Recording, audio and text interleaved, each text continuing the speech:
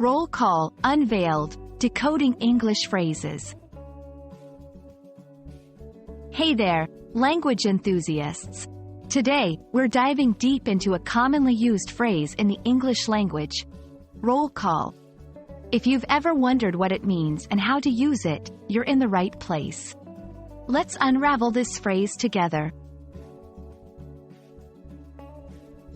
Roll call has a very interesting origin. It derives from two words, roll, which historically referred to a list or register of names, and call, meaning to shout out or announce.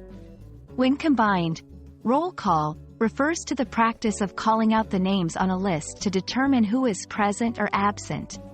This is commonly done in schools, military setups, or any gathering where attendance is taken.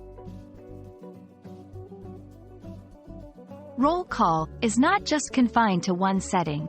Let's explore some contexts. 1. Schools. Teachers often start their classes by taking a roll call to see which students are present. 2. Military. In the Army or other military institutions, roll call ensures that all soldiers are accounted for, especially after an operation or exercise. 3. Meetings. During formal gatherings or meetings, especially in governmental setups, roll call might be used to confirm the presence of members. 4. Events. In events or conferences, sometimes a roll call is done for VIP guests or speakers.